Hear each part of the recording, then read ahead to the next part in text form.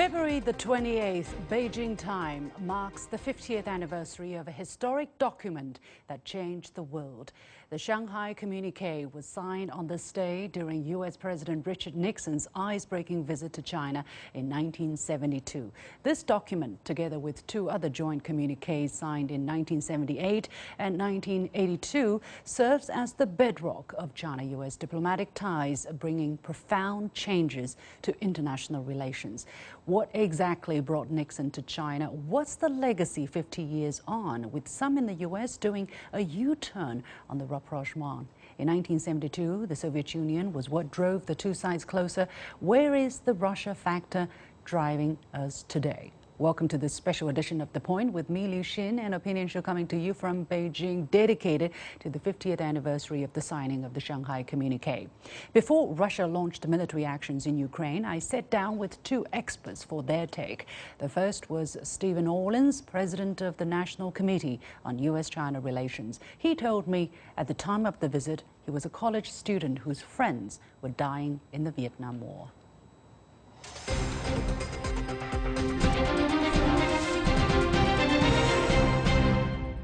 Mr. Orlins, thank you so much for joining us once again. And, you know, this big day, 50 years ago, exactly on February the 21st, 1972, President Richard Nixon became the first U.S. president to set foot in China. And that was a visit that it was labeled to be a week that changed the world. Help us understand your understanding of what drove him to reach out to China and what made this trip a historic one. Well, it was the week that changed the world, that a combination of things were going on in the United States and in China. Most importantly, obviously, I was a young man. My classmates were fighting and dying in the war in Vietnam.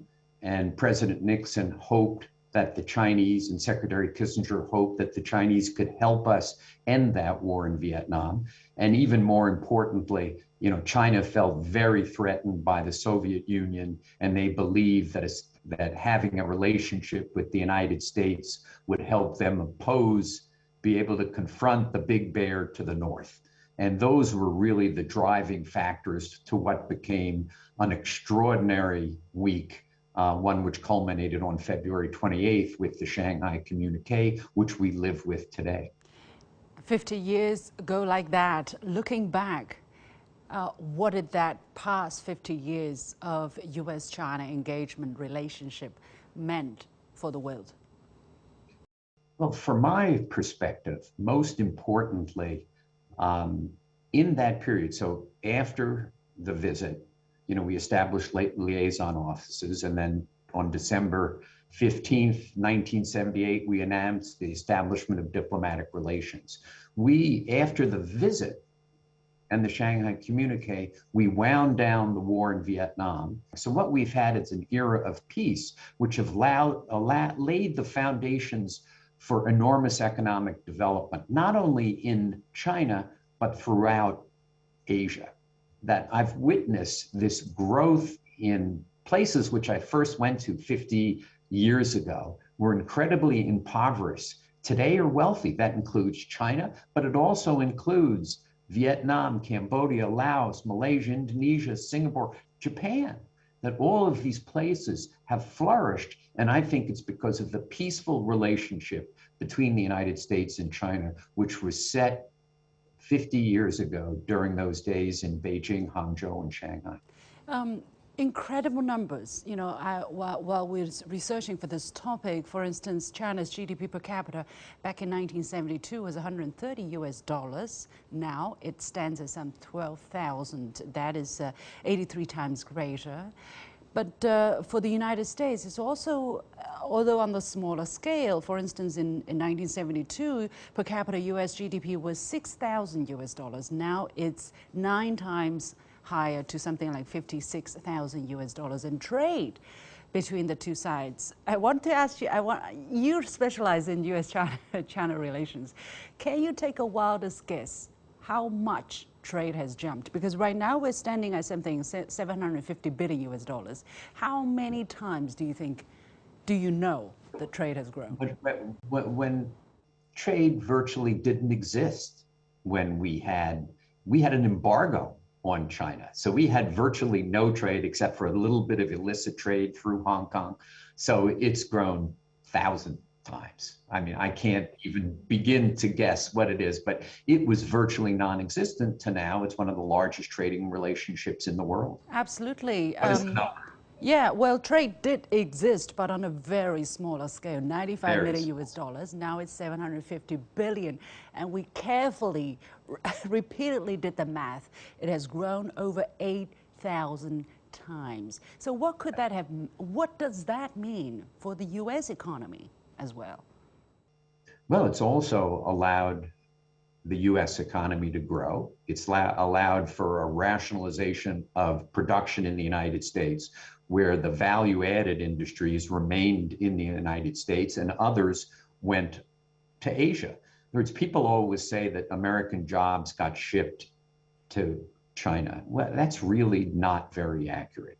What happened is over time, the labor-intensive jobs got shipped to first Japan, then Taiwan, Southeast Asia, the Asian tigers, and ultimately went to the lowest labor cost place, which was China.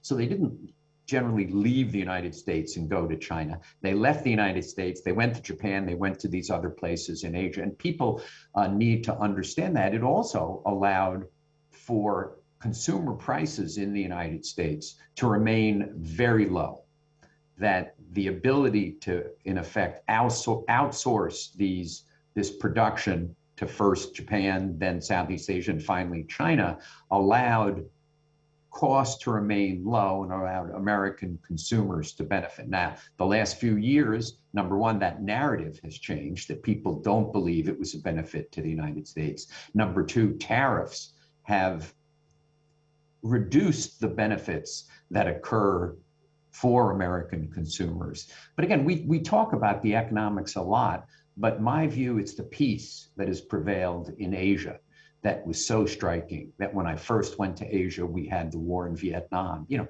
my classmates, as I said, were dying, and they have my children and my grandchildren. I don't expect that they're going to die in wars in Asia, and that's very important. However, as you said, some opinions have changed. And now there seems to be, in the mind of some, a tendency to re-evaluate that trip. Some called him, being played by an opportunistic China, which used this opportunity to rise as a major country. And even people like Henry Kissinger, who facilitated the trip, is being denigrated by some. How do you look at this U-turn of sorts 5 decades later? I think it's by and large inaccurate. However, there are a lot of things that the Chinese government can do, could have done, but still can do to make sure that the playing field is leveled between Chinese companies and American companies, allowing the market in China to be fully opened.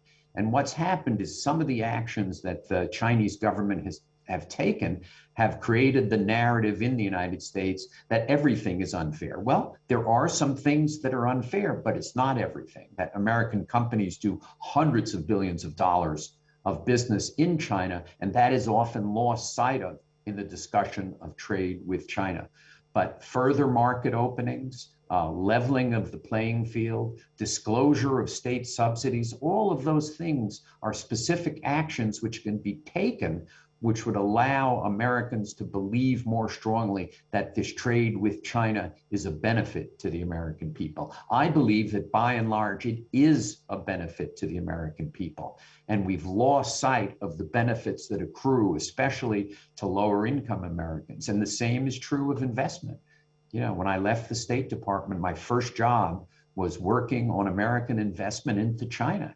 And I believe that that was good for the Chinese people, good for the American people, and good for the companies. I also believe that Chinese investment in the United States is good for the American people, good for the Chinese people, and good for the Chinese companies that make those investments. And I think in these discussions that we've had, everything boils down to national security, and not enough boils down to what benefits the people of the United States, what benefits the people of China. There's a saying, only Nixon can go to China. Do you buy that? What would it take to have another Nixon, to have another historic turning point going forward from here? It takes a brave leader with vision. That if Nixon and Kissinger had polled, or if Chairman Mao and Zhou Enlai had polled the Chinese people, Nixon and Kissinger had polled the American people, it would have said, don't do this. The overwhelming feeling in both countries is we were estranged and we shouldn't do anything together. But they viewed the national interest as more important than what the people felt. And when they did it, people realized this is a great thing, followed up by a lot of people-to-people exchanges. So to have another Nixon, to have another Kissinger, to have another Mao and Zhou Enlai would require leaders who were brave, who looked over the horizon, who looked at what's really going to benefit the peoples of the world, the peoples of each country, what's really going to create a lasting peace and kind of economic development for both countries, and reach an understanding about where we should go. What was so amazing about the Shanghai Communique, as I went back and read it over the last few days again, is it starts off at saying, we have different social systems and foreign policy. We don't agree on all this, but we believe it's in the interest of world peace to have these breakthroughs. And then they laid out the basis on which they can go forward, and they established liaison offices in each other's capital. Today, that's, oh, that was ordinary. It wasn't ordinary. It was truly brave, truly extraordinary. So what I hope today, as our relationship has such difficulty, is leaders on both sides can look over the horizon and say, we're going to disagree on our political systems. We're going to disagree on foreign policy. But the importance of confronting our common challenges outweigh those disagreements, and we need to find a way to work together. And as I go to all these celebrations for the 50th anniversary, that's kind of my overwhelming feeling. We need to use the example of the Shanghai Communique to get our leaders together to map a path forward so that both peoples can benefit, so that we can work together on pandemic, we can work together on terrorism, we can work together on economic crises. If we don't do that, we're going to have a less safe and less prosperous world. Soviet Union was a very important factor that brought China and the United States back together. Now, something has happened, very significant. Putin signs decrees recognizing two independent republics in East Ukraine's Donbass. How do you see the impact of this changing dynamic on U.S.-China relations going forward in the next 50 years? That's a great and difficult question. I mean, I think one of the things I've been struck by is the irony. As you said, the Shanghai Communique, Nixon's visit, was driven by the common adversary, the Soviet Union. And now, 50 years later, we're seeing Russia potentially having a deep, damaging effect on U.S.-China relations.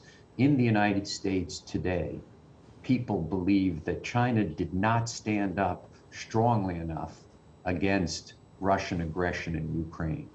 That the meeting between Putin and Xi Jinping did not result in China strongly enough saying, we want to protect Ukraine's sovereignty and will not support Russia in any invasion.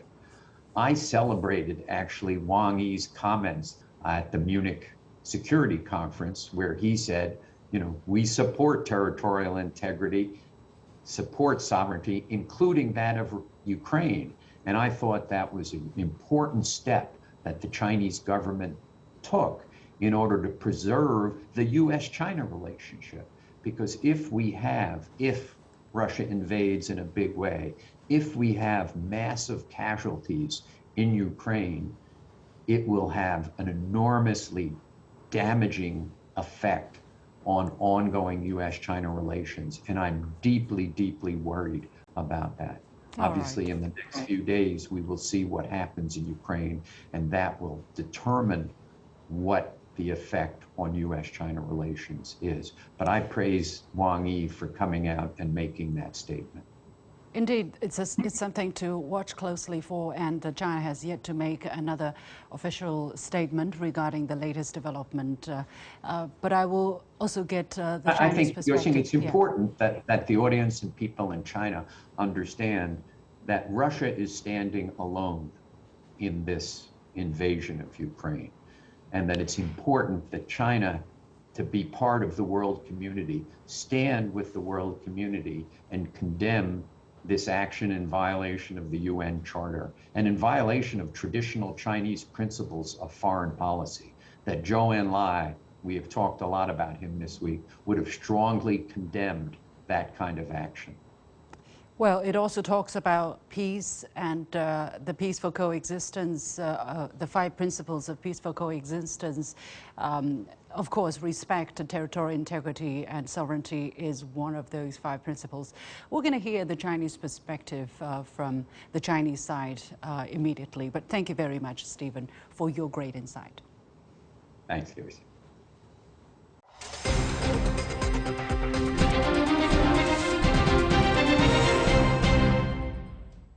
That was Stephen Orlins, President of the National Committee on U.S.-China Relations, joining me from New York. After the break, my conversation with a Chinese expert on the legacy of Nixon's visit and its outcome.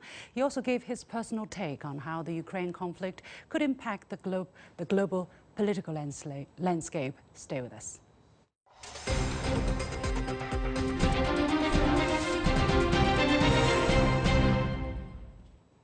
The significance of U.S. President Nixon's visit to China back in 1972 cannot be underestimated when we look at the overall peace that prevailed in the region ever since. But what have contributed to that peace? Was it a one-sided effort by the United States? What about China's role, given the failure of Western powers to maintain peace in the West, especially in light of what we are seeing today in Ukraine? And compared to 5 decades ago, how will the Russia factor shape China-U.S. relations and beyond? I sat down with Huang Jing, University Professor and Dean of the Institute of International and Regional Studies of Beijing Language and Culture University. This interview was recorded before Russia launched military actions in Ukraine.